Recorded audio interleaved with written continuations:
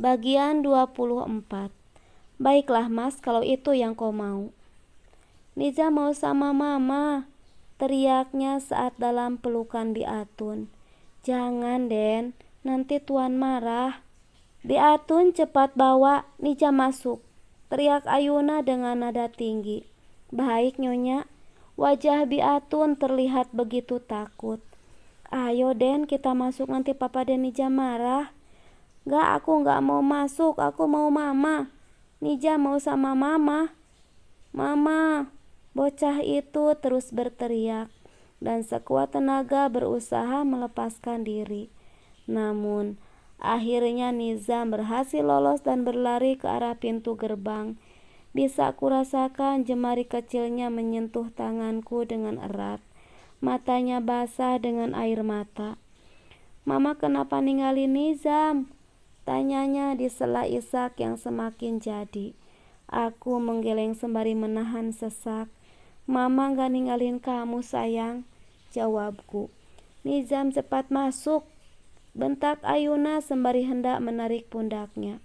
Gak mau, Nizam tak kalah berteriak, tangannya semakin erat memegang tanganku yang terhalang pintu pagar. Tak ada yang bisa kulakukan, hanya mampu menggenggam jemari kecilnya. Ayuna tolong, jangan berkata kasar kepada anak-anakku. Kamu silakan ambil Mas Restu dan harta, tapi jangan sentuh atau bentak anak-anakku, tegasku.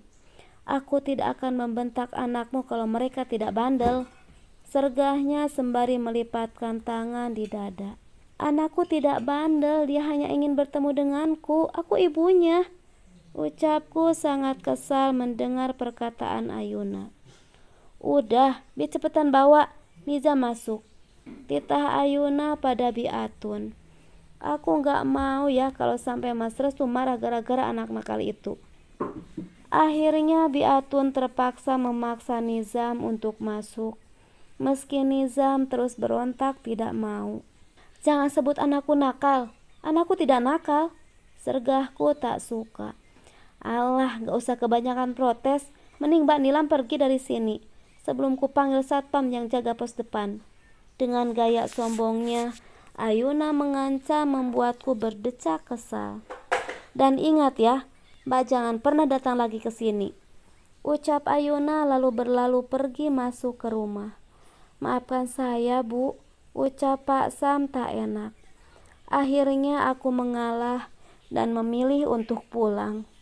Tapi dalam hati aku bertekad tidak akan menyerah dan akan berjuang demi anak-anak. Begitu membalikan badan, mobil Mas Restu datang. Ini kesempatan bagus agar aku bisa masuk. Biar ku tunggu saja. Namun, di luar dugaan, Mas Restu malah berhenti di luar. Tak lama kemudian ia turun sembari menyunggingkan senyum. Pesonanya masih sama seperti dulu. Lesung pipinya begitu kentara saat ia tersenyum.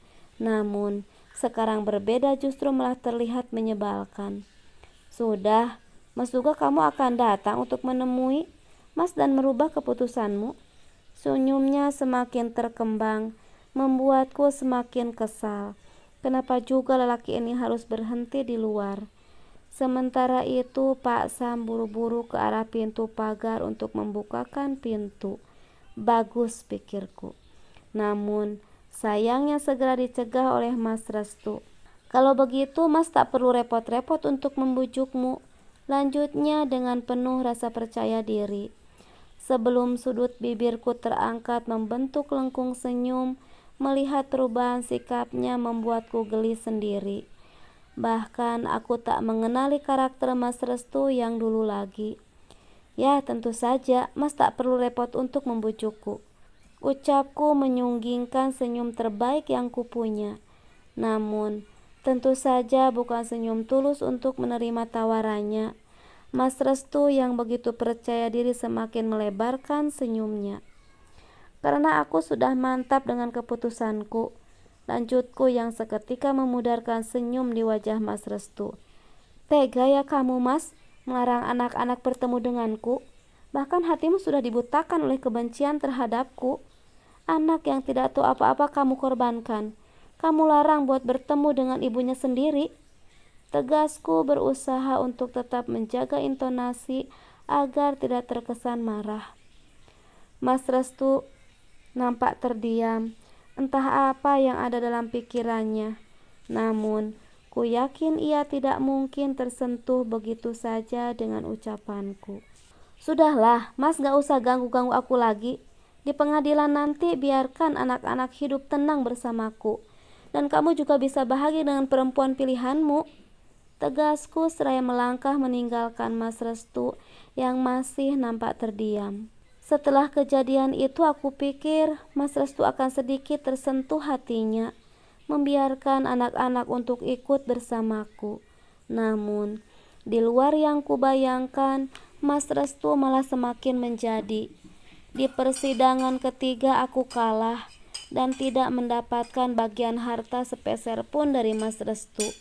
Bahkan hak asuh anak jatuh ke tangan Mas Restu. Lebih menyakitkan lagi, aku dilarang bertemu dengan darah dagingku sendiri. Memoriku kembali memutar. Teringat ucapan ibu waktu itu. Sudahlah, Ndu, sebaiknya kamu mengalah, tidak usah melawan Restu lagi. Lebih baik kamu siapkan diri untuk masa depanmu dan anak-anakmu. Piling ibu nampaknya sudah tahu kalau akhirnya begini. Tapi aku tetap kukuh mencoba memperjuangkan hakku. Rasanya aku hampir gila menerima kenyataan ini. Tidak mengapa kehilangan harta, tapi kehilangan anak-anak rasanya kakiku tak mampu lagi berpijak. Begitu berat beban yang harus kupikul. Maafkan saya, Bu Nilam. Saya sudah berusaha semaksimal mungkin untuk menjadi kuasa hukum ibu. Tapi kalimat Gilang terjeda. Ia menunduk dalam seperti tengah menyesalkan sesuatu. Melihat itu aku memaksa tersenyum. Aku mengerti, tidak apa. Pak Gilang sudah berusaha memberi yang terbaik. Terima kasih, ucapku meski dalam hati terasa berat. Sekali lagi saya minta maaf, ucap Gilang. Nyatanya manusia hanya bisa berusaha, hasilnya Tuhanlah yang menentukan. Aku percaya bahwa habis hujan akan ada pelangi, akan ada jawaban di setiap doa. Hari ini aku menangis, bisa jadi esok lusa berganti senyum bahagia. Yang sabar ya Lam, ucap Anya menyemangati. Setidaknya aku masih ada teman dan keluarga yang bisa memberi dukungan dan semangat. Sabar, Ndu. Tuhan tidak akan memberi ujian di luar batas kemampuan hambanya. Luaskan hatimu untuk menerima takdirnya. Timpal ibu memberi dukungan. Sementara bapa hanya mengusap-ngusap pundakku, seakan tengah mentransfer kekuatan. Gak apa-apa, Mas Restu tidak memberi aku harta, tapi anak-anak rasanya aku tak sanggup tanpa mereka. Ucapku lirih. Seketika mataku terasa berkabut, ada bulir bening yang mendesak hendak keluar. Dan akhirnya luruh.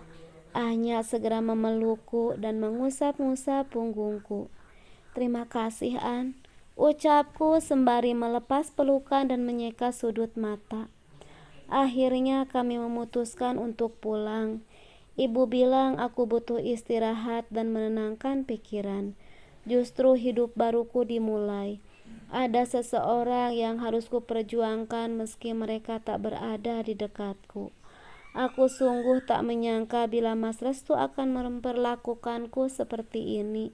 Sudah butakah dia oleh harta? Baiklah, Mas, kalau itu yang kau mau. Ambillah semua harta yang telah kita kumpulkan bersama. Tapi perlu kamu ingat bahwa ada hakku yang telah kamu ambil, dan juga ingatlah bahwa semua itu hanya titipan yang sewaktu-waktu bisa saja diambil oleh pemiliknya.